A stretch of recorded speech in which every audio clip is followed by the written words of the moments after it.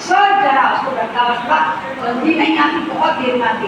Sir जराश्रम वात था, 80 प्रकार के वात रोगों को हटाता है।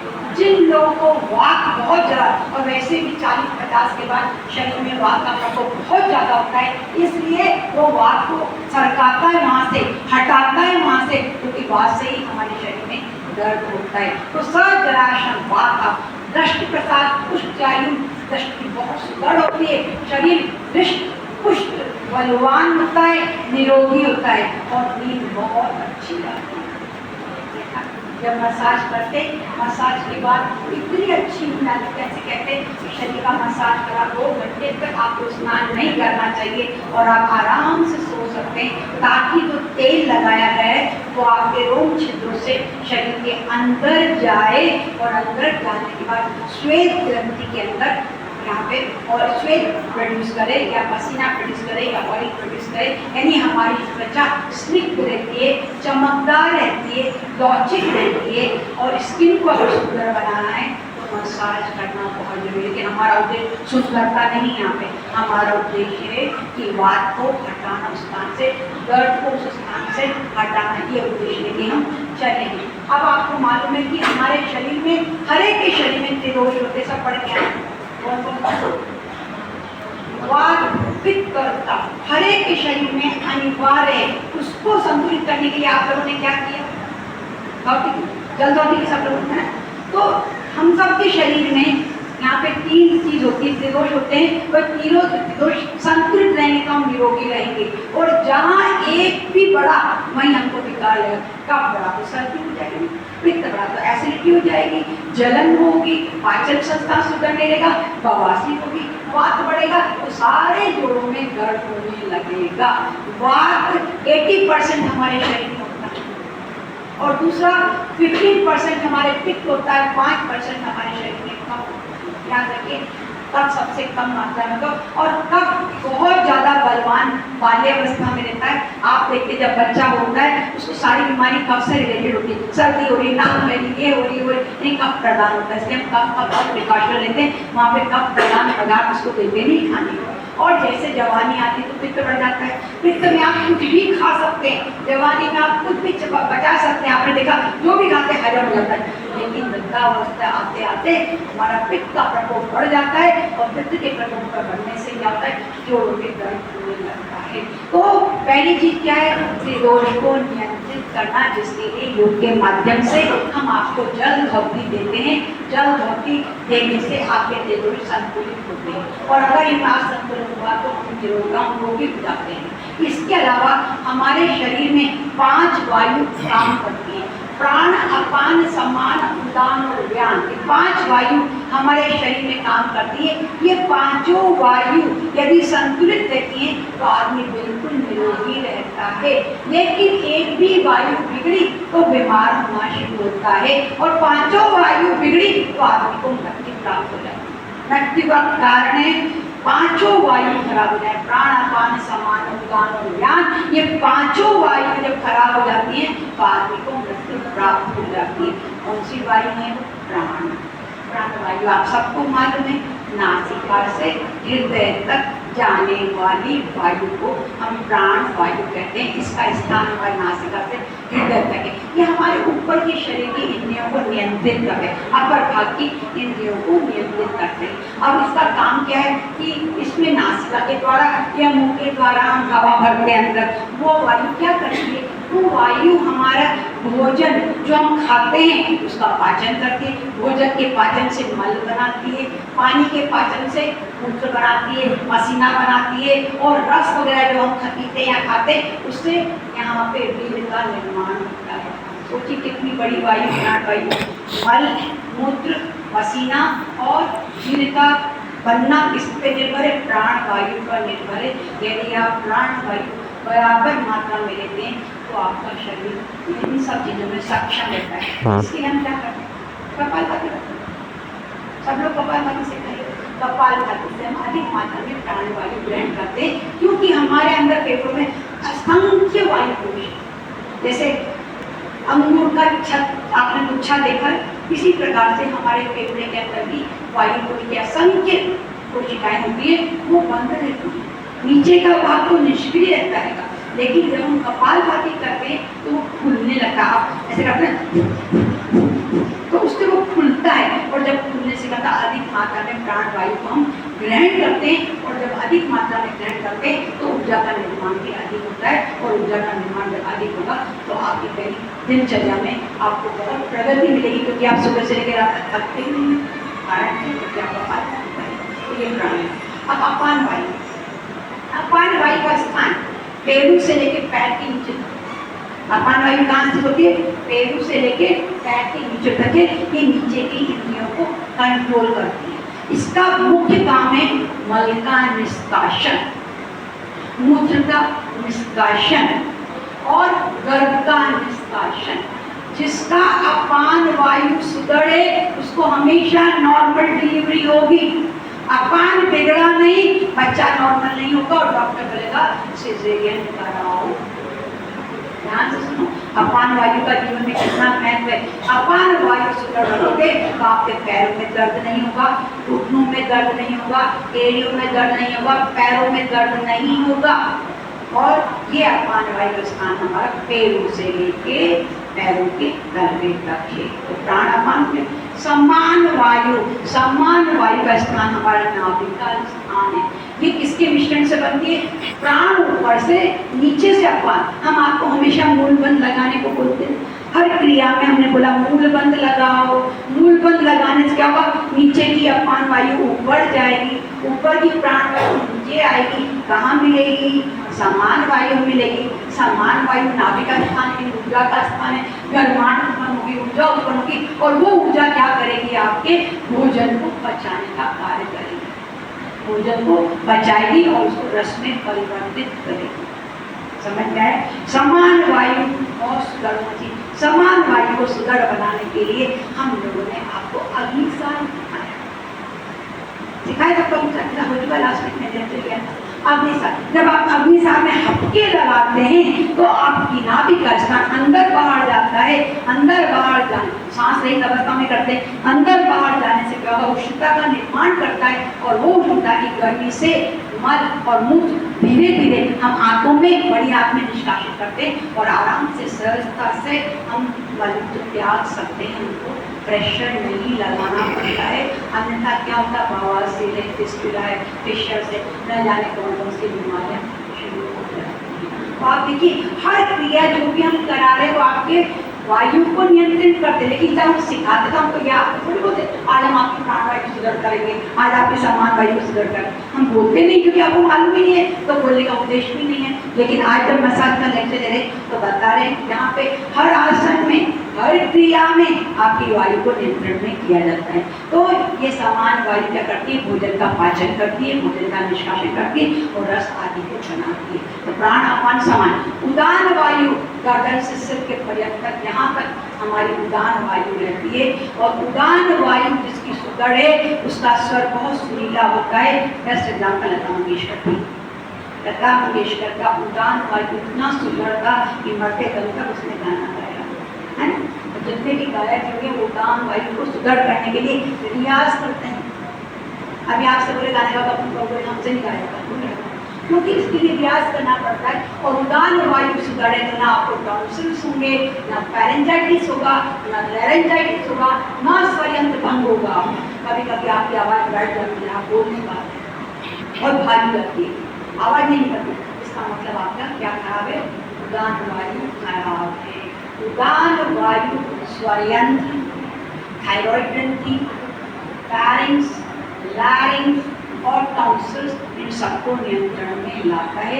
हमारे ऊपर की गले से लेकर ऊपर की इंद्रियों के नियंत्रण में लाता है। तो ये प्राण अपान समान उदान। उदान वायु हमारे सूक्ष्म शरीर से निकलकर स्थूल शरीर से बाहर आती है। जो योगी होते हैं, बहुत बड़े मतलब तपस्वी होते हैं, उनकी उनमें इतनी क्षमता होती है कि इस वायु को बाहर निकाल के और पूरे विश्व में घूम के वापस शरीर में आ जाते हैं। समाधि अवस्था में जब जाते हैं, समाधि अवस्था में सांस लेते नहीं, उस समय ये उदान वायु को बाहर निकाल के विचरण करके आते हैं। और उदान वायु के कार्य से ही जब अगला जन्म होता है तो उसके हिसाब से, संस्कार के हिसाब से वो लोग उस योनि में जाते हैं। ऐसा विचार इन लोगों का है।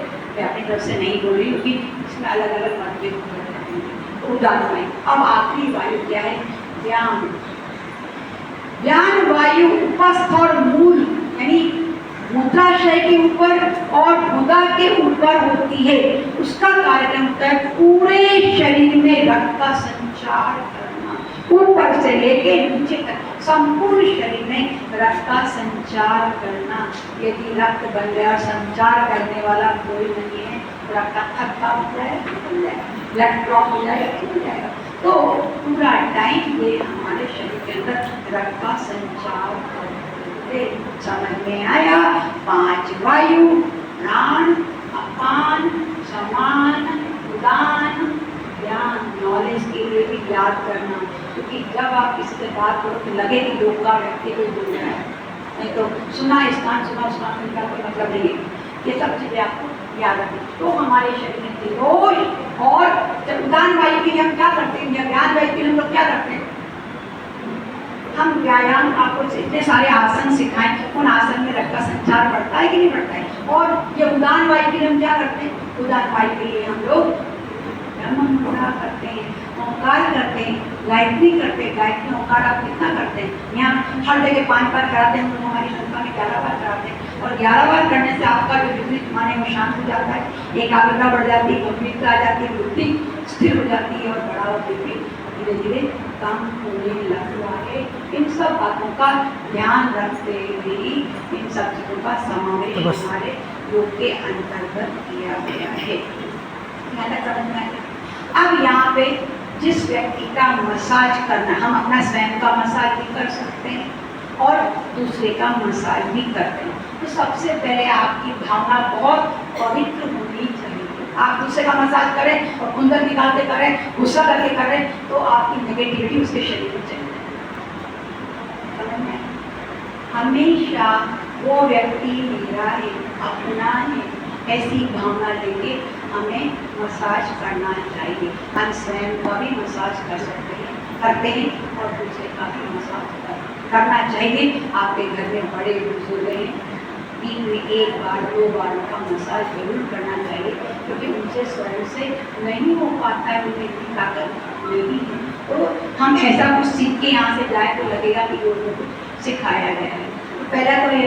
दूसरा, रोगी व्यक्ति जिसके हाथ पैरों में सूजन है, घाव है, उस व्यक्ति का मसाज नहीं करते, क्योंकि सूजन बहुत ज़्यादा घाव है तो घाव को कैसे मसाज करोगे? घाव मत करो, बहुत सूजन है तो भी हम मसाज नहीं करते हैं।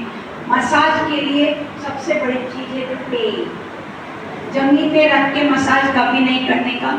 जिसका मसाज करे उसको आसन पर लेटाओ, ये तो सारा जो ऊर्जा आपने दी वो अड़ती होती से जमीन में चली जाएगी, इसलिए आपको आसन लगाना पड़ेगा। व्यक्ति जिसका कर रहे हो उसके आपके बाएं हाथ की साइड उसका सिर होना चाहिए, दाएं हाथ की साइड पे उसके पैर होने चाहिए। लेफ्ट हैंड की साइड पे हेड होना चाहिए, राइट हैंड की साइड पे क्या होना चाहिए? पैर होना चाहिए।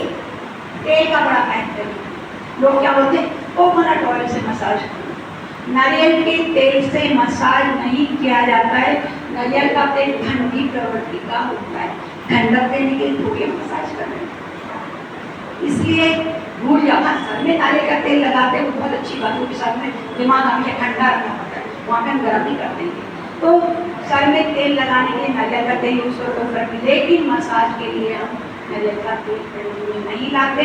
या तो तेल का तेल या सरसों का कड़वा, राई, मस्टर्ड तेल आप बोलते, वो तेल प्रयोग में लाते हैं। लेकिन हमारी संस्था में शुरू से आज इतने साल हो गए हैं, 25 साल से तो मैं देख रही हूँ, उससे पहले से तेल बनता जा रहा है। हमारे Vinayak Desai head of the institution जो है वो एक जमाने में कुछ जड़ी बूटियाँ इकट्ठी करके बनाते थे। आज हमारे लार्ज स्केल पे शायद भिवंडी में बनता है ना, भिवंडी बनता है, हाँ भिवंडी में बड़ा प्लांट लगा रखा है, वहाँ पे तेल बनता है। हम सब लोग वही तेल का प्रयोग करते हैं। 70 रुपये है कॉस्ट, 70 रुपये उसकी कॉस्ट है, और हम लोग तो कम से कम 4-4 बॉटल लेके जाते हैं, और उसको लगाने से आपको खुद ही फील होगा कि कितना अच्छा रिलीफ मिल रहा है, ना दर्द रहता है, और सबसे बड़ी बात लौचिकता, स्निग्धता जोड़ों में बनी रहती है। और चाहिए क्या वृद्धावस्था में, और आपको क्या चाहिए? लौचिकता, स्निग्धता, ना दर्द के जॉइंट्स ज़्यादा अच्छे होते हैं। तो वो तेल लेगा, तो वो तेल, अब इस तिल का तेल ही क्यों लेते? क्योंकि हमारा तेल से बना है।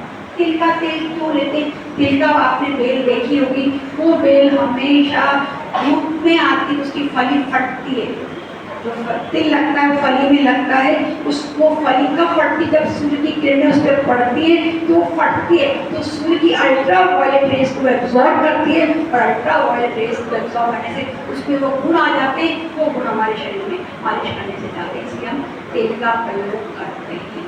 सरसों का तेल भी इसी तरह से उसमें ऊर्जा आ जाती है और उसका प्रयोग करते हैं। तेल समझ में आ गया कि कौन सा तेल लेना चाहिए। अब मान लीजिए कि आपके पास योगासन का तेल नहीं है, फिर भी आपको लगाना है, तो आप घर में भी बना सकते हैं। घर में बनाने के लिए आप सरसों का, राई का तेल 1.5 किलो ले लीजिए, 250 ग्राम ले लीजिए। 250 ग्राम तेल को बहुत बड़े बर्तन, हालांकि 250 ग्राम तेल बहुत थोड़ा हो, लेकिन बड़ा बर्तन लेना जो होता है। 250 ग्राम तेल को गर्म करो, कितना गर्म करो?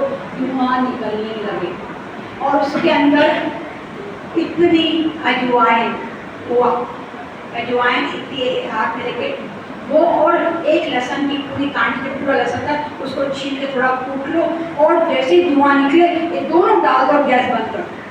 क्यों? एकदम तेल ऊपर जाए। और अगर आपने छोटा सा बर्तन लिया, सारा तेल गैस पे दिया, समझ में आया? बड़ा बर्तन क्यों लिया? तेल अंदर है, बाहर नहीं निकले, इसलिए हमने बड़ा बर्तन दिया। और ठंडा होने के बाद उसको छान लीजिए, और छानने के बाद जो भी तेल यूज करो उसको हल्का वाटी में लेके गर्म करो और फिर मसाज करो।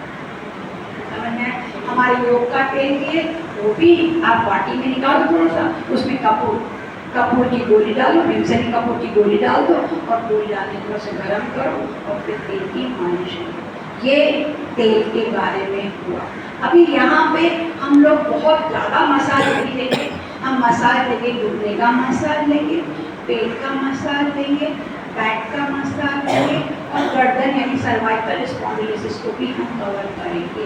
बाकी मसाज के लिए हम हमारी संस्था में भेजते हैं, वहाँ पे विशिष्ट व्याधि पे विशिष्ट प्रकार के आपको ये बताए जाते हैं, मतलब कौन सा करना है मसाज, कौन सा नहीं करना। लेकिन यहाँ पे हम सर्वसाधारण के लिए ही मसाज लेने जा रहे हैं।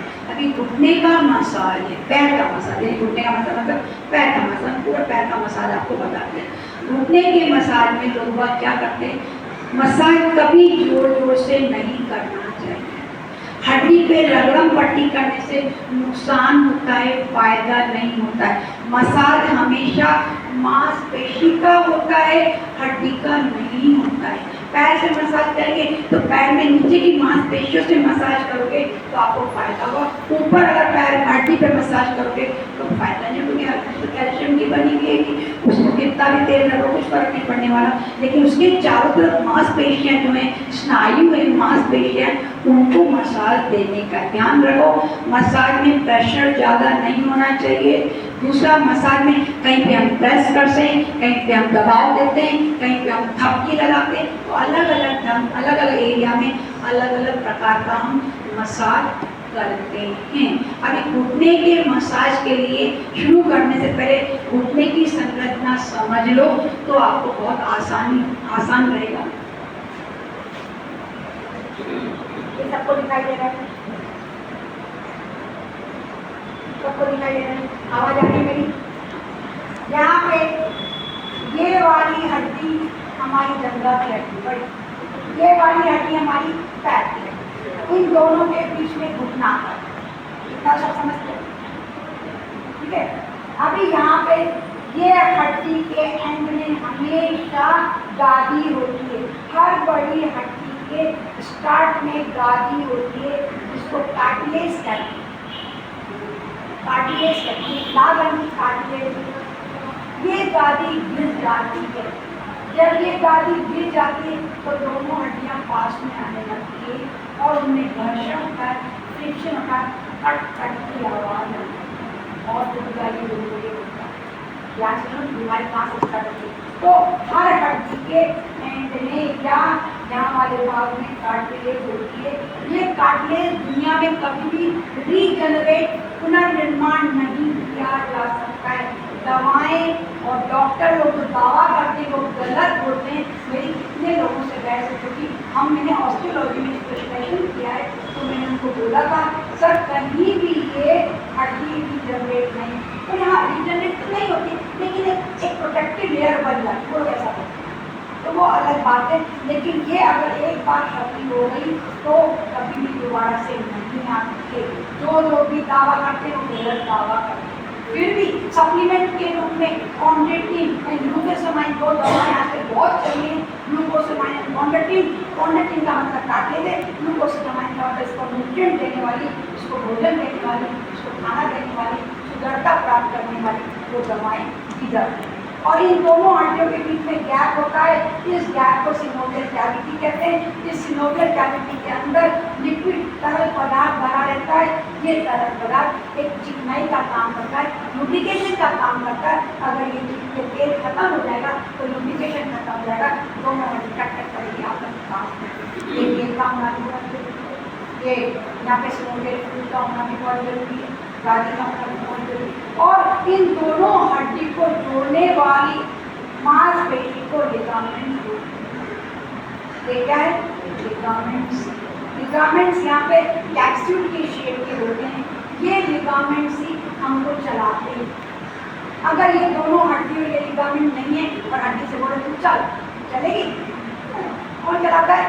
यहाँ पे लिगामेंट चलाते हैं। लिगामेंट कोलेजन फाइबर के, protein fibre, yellow protein fibre के बने होते हैं जो लवचिकता प्रदान करते हैं। जब आप सीढ़ी के ऊपर चढ़ते हैं तो आपके लिए लिगामेंट्स काम में आते हैं। जिनको सीढ़ी पे चढ़ते समय दर्द होता है उन्हीं लिगामेंट्स में दर्द होते हैं। और जब हम सीढ़ी से उतरते हैं तो हमारे घुटने के पीछे यहाँ पर टेंडन्स होते हैं।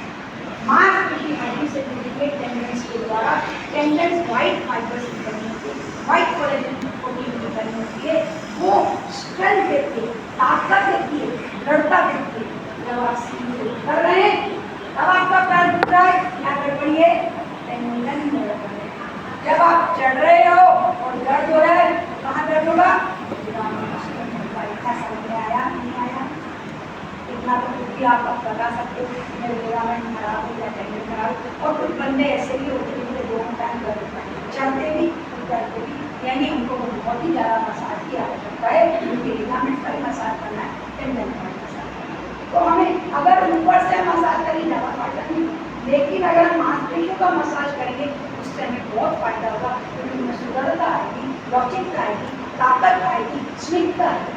कुछ लोग ऐसा भी करते हैं आजकल, नीच को क्या बोलते हैं? नीच को गरीब तो जो प्रोटीन की जो बोलते हैं, जो क्या बोलते हैं? नीच क्या बोलते हैं? जो प्रोटीन की बोलते हैं, जो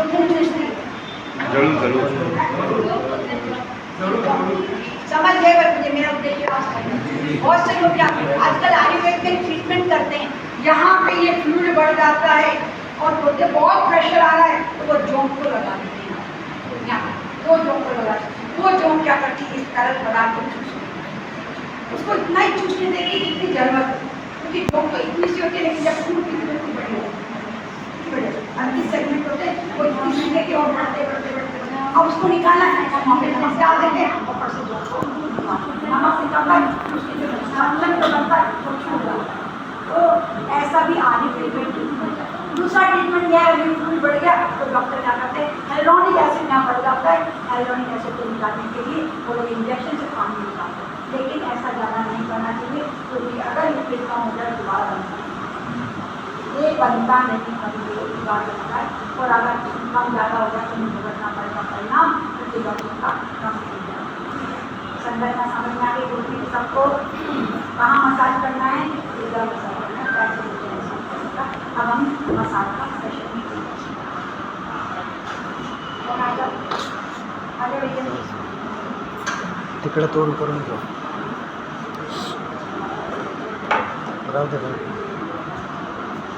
दे टेबलावर तिकडं तोंड करून ठेव.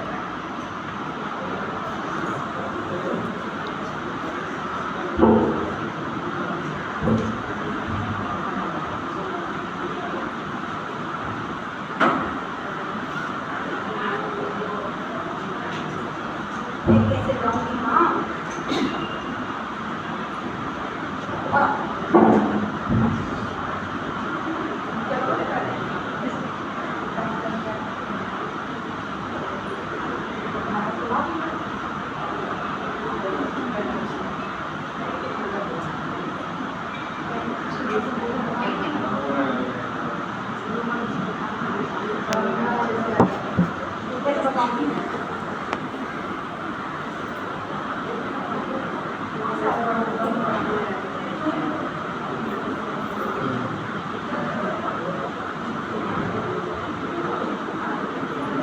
तेल के बदले पाउडर लूँगा। घर में आप पाउडर लेके मसाज करने वाले तेल यहाँ पे नहीं। अब यहाँ पे पैर का मसाज, पैर में हमें ज़्यादा ध्यान देना है घुटने पे और ये पिंडली पे, ये पिंडली पे मसाज, क्योंकि रक्त का बरोदा हमेशा यहाँ बनता है और यहाँ पे रक्त जब जमा हो जाता है तो नीली नसें बढ़ने लगती है और रक्त ऊपर नहीं जाता है तो नीली नसें बढ़ जाती है। सोचते फोर्स वेन्स का देखेंगे हम लोग, नेका हम देखेंगे, एड़ी का देखेंगे, पैर का।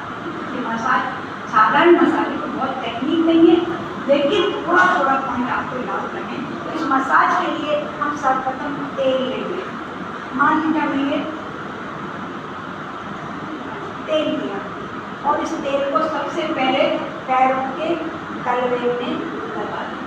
यहाँ पे हमने लगा दिया तो पूरा तेल लगा दिया, दिखा सकते हो ये तेल लगा। अब चूंकि ये वाला तो सब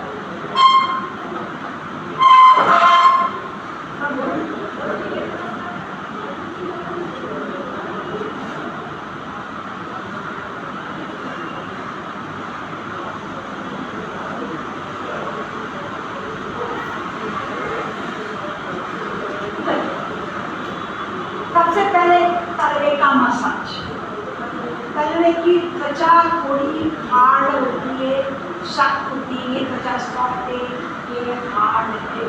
अब यहाँ पे हमने तेल लगा दिया पूरे पैर में।